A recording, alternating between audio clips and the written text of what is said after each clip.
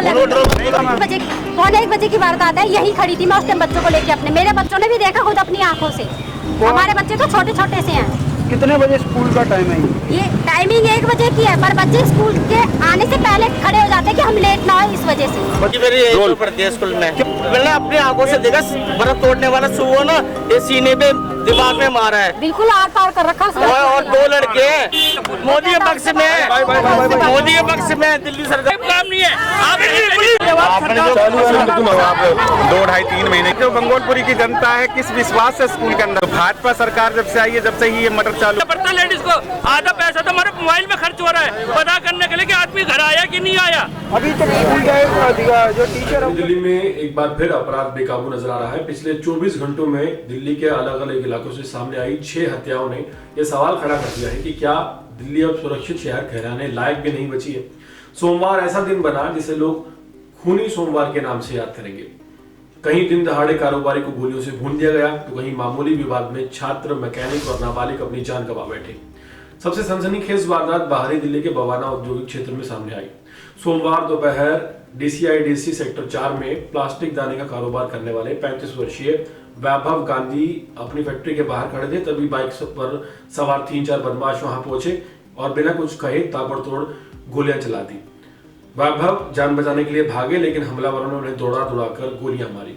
गोली लगते ही वो वहीं गिर पड़े। बदमाश उनका बैग उठाकर फरार हो गए, जिसमें लैपटॉप और नकदी होने की बात कही जा रही है। अस्पताल ले जाने पर डॉक्टरों ने उन्हें मृत घोषित कर दिया। औद्योगिक इलाके में दिन दहाड़े हुई इस वारदात से दहशत का माहौल फैला हुआ है।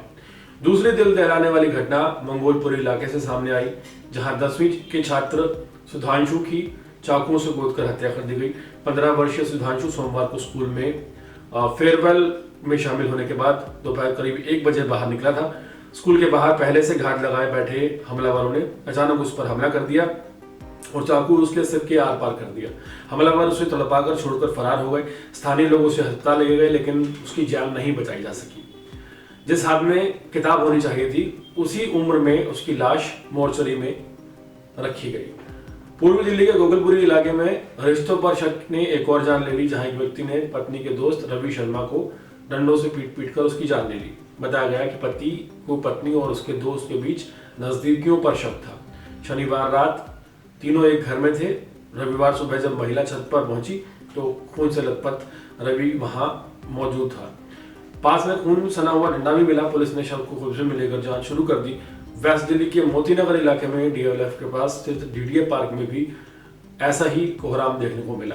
रविवार देर रात पार्क में कहासुनी के बाद चाकू निकल आए।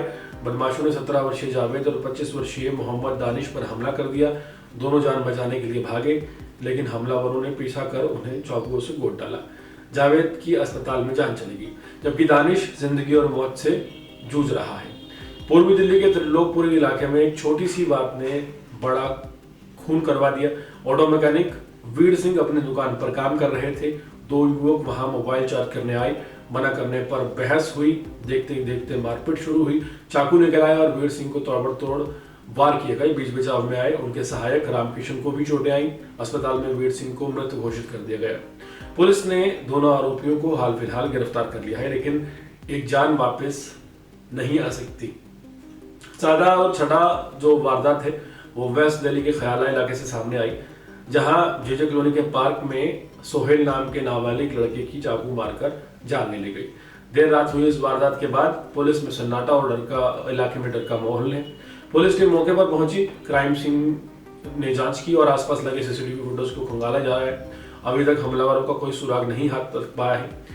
एक ही दिन में राजधानी दिल्ली के बवाना, मंगोलपुरी, गोकुलपुरी, मोतीनगर, त्रिलोकपुरी और खयाला जैसे इलाकों में ये खूनी वारदातें सामने आई हैं। ये घटनाएं सिर्फ अपराध की कहानी नहीं है, ना ही सिर्फ खबरें हैं, बल्कि राजधानी की कानून व्यवस्था पर बहुत बड़े सवाल हैं।